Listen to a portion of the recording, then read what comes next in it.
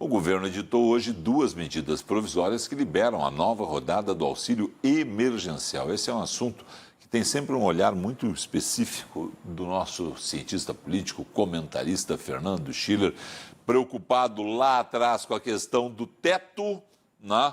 E que foi um debate que se travou aí, Schiller, com esse valor padrão de R$ 250. O pagamento não será o mesmo para todos os 45 milhões de beneficiários nessa segunda rodada aí do auxílio emergencial. Boa noite, prazer te ter mais uma vez conosco aqui. Boa noite, Felipe. Eu acho que o Congresso, dessa vez, e o governo acertaram. Não é? No ano passado, obviamente, no calor da hora, a pandemia, ninguém sabia como lidar com aquilo. Quer dizer, o país fez um gasto de perto de 300 bilhões de reais. A gente observando hoje, quer dizer, você vê o tamanho da, digamos assim, eu não vou chamar de irresponsabilidade, porque afinal de contas é uma transferência de renda, né? Digamos assim, o tipo do assodamento que o país praticou. Não tanto pelo fato, não pelo fato da transferência de renda, mas pela falta de um critério mais claro. Então você teve milhares de pessoas, quer dizer, ainda está se concluindo essa análise, quer dizer, que receberam inapropriadamente o auxílio, que não precisavam ter recebido o auxílio, não é? Porque teve muita autodeclaração, o governo não tinha os cadastros consolidados, o governo teve que botar para funcionar o cadastro em 2 semanas, enfim. Então, mais de 65 milhões de brasileiros receberam, primeiras parcelas de 600, depois de 300, foi uma orgia fiscal. Então, uma situação que, obviamente, não há nenhuma condição de se reproduzir neste ano. Então, esse ano começou-se com esse critério, a PEC emergencial, 44 milhões, o cálculo bilhões é muito simples. Você vai atingir em torno de 44, 45 milhões de famílias, né? Ou seja, 45 milhões de beneficiários. Com 44 bilhões de reais, você tem R$ 1.000 por beneficiário. Só vai poder ter uma pessoa no núcleo familiar, que vai ser a pessoa responsável, que vai receber esse recurso. Então, R$ 1.000 em 4 parcelas, na média R$ 250. Mas se você vê uma pessoa, quer dizer, que não tem família, quer dizer, que vive sozinho, um beneficiário individual, ele ganha 150. Uma família cujo chefe de família não é a mulher, né, é 250. Quando a chefe de família é a mulher, então a mãe solteira, né, que tem filhos, ou seja, tem uma família que é comandada pela mulher, ela precisa fazer lá a dupla jornada, ela precisa cuidar e precisa também trabalhar, né? Acho que é um questionamento aí por que não sejam famílias monoparentais, né? Seja homem ou mulher, mas de qualquer maneira o Congresso definiu onde a mulher, a chefe de família, tem R$ 375. Então são critérios mais, digamos assim, mais refinados, obviamente um ano depois, quando se tem mais experiência para fazer esse tipo de análise. E a partir daí se usou dados do cadastramento que foi feito no ano passado, do Bolsa Família e do Cadastro Único da Assistência Social. A partir daí, o Ministério da Cidadania fez um pente fino e chegou nesse número aí, perto de 45 milhões de beneficiários, né? Vai começar a ser pago agora nesse mês já, né? E nós vamos ter 4 parcelas. Se vai resolver um problema? Obviamente que não. Obviamente não resolve o problema do desemprego, não resolve o problema da retomada econômica, mas é um pequeno alívio para pessoas que vivem abaixo da linha de miséria. Quem tem emprego formal não pode receber, quem tem outro benefício, a não ser o Bolsa Família, também não pode receber. Então tem uma série de critérios muito mais, digamos, mais claros e mais precisos para isso.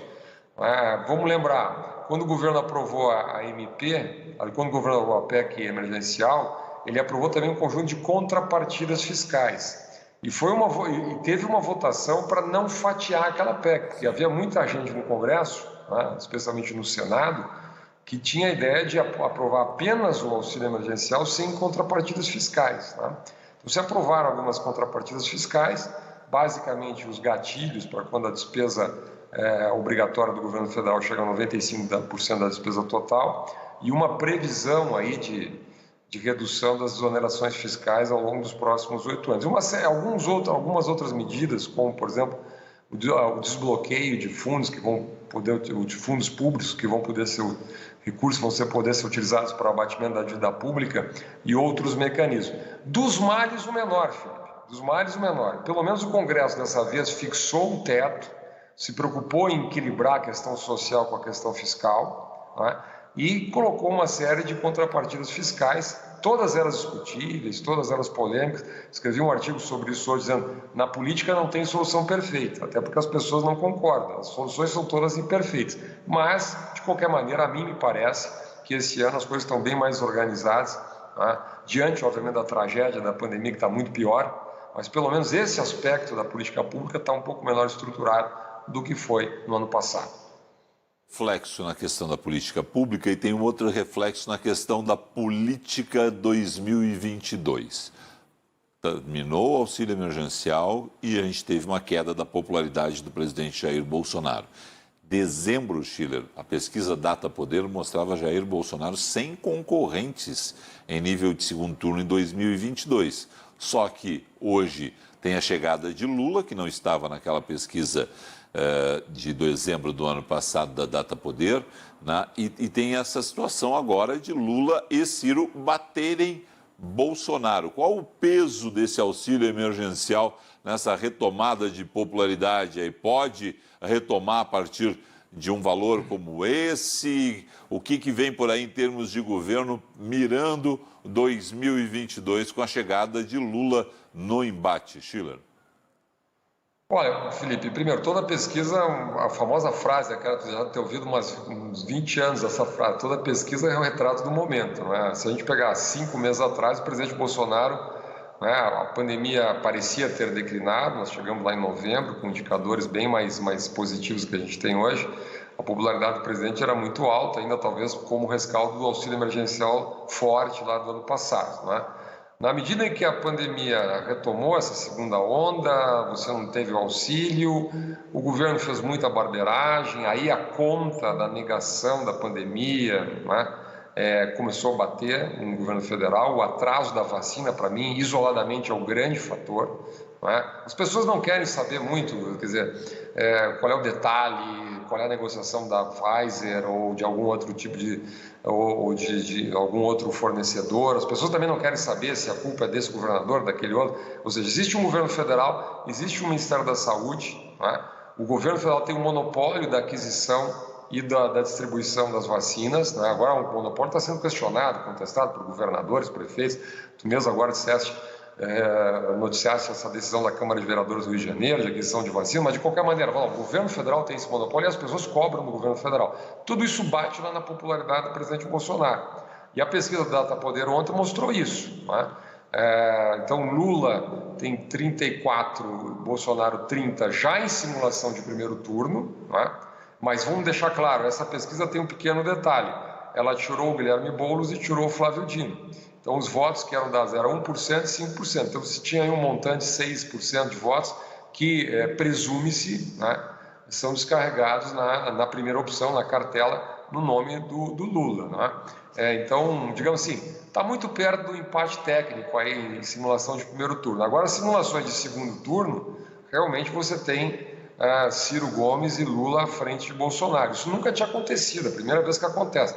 Lula teve uma exposição muito forte, a partir da decisão do ministro Fachin da questão territorial, a questão da incompetência da 13ª Vara, decisão liminar, vai para o colegiado do Supremo ainda, não tem decisão final sobre isso, mas depois teve aquela coletiva, quer dizer, Lula entrou de novo no jogo, as pessoas agora reconhecem Lula como um ator político que pode, né, tudo indica que poderá ser candidato no ano que vem. Né? Então a eleição está polarizada e, para fechar, a pesquisa reflete exatamente isso.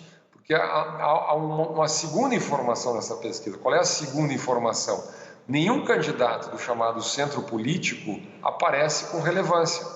Né? Então você tem ali João Dória com 4%, 3%, você tem Luciano Huck com 5%, 6%, você tem o próprio ministro, ex-ministro, ex-juiz Sérgio Moro, declinando em termos de preferência. Né? A Helena se mantém competitiva, mas na verdade ele, com todo tipo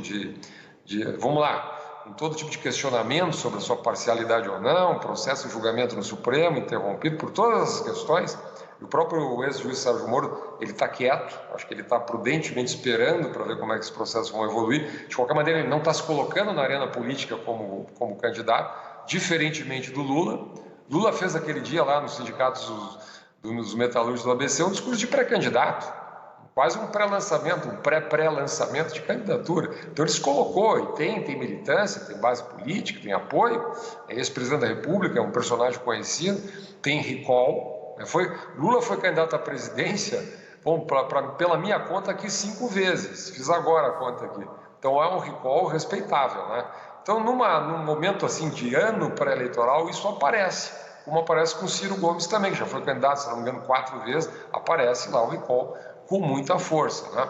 Mas, digamos assim, é um momento ruim. Se o auxílio emergencial vai resolver isso, vou dizer na lata, Felipe, não vai. Eu acho que você não pode imaginar que um auxílio emergencial no pico da pandemia de 44 bilhões terá um efeito parecido, ou obviamente não o mesmo efeito, de um auxílio de 300 bilhões no momento em que nós tivemos simultaneamente um declínio no segundo semestre, naquela primeira onda da pandemia, né? Então, a mim parece que é possível que haja uma oscilação, é possível que melhore um pouquinho aí a imagem, né, entre os segmentos mais vulneráveis, abaixo da linha de pobreza do presidente Bolsonaro, porque as pessoas identificam o auxílio com o governo federal, mas não acho que vai alterar substantivamente esse quadro. O que pode alterar esse quadro, realmente, é se o governo acelerar a vacinação e se houver uma retomada da economia concomitantemente a um declínio da pandemia. O Brasil precisa superar essa tragédia, né? E isso sim pode, eventualmente, se o governo conseguir fazer isso, reconcertar com os governadores, enfim, comunicar melhor com o país, né? O novo ministro da Saúde acertar a mão, se comunicar bem, enfim, a partir daí talvez o governo possa recuperar um pouquinho das posições que perdeu nesse momento.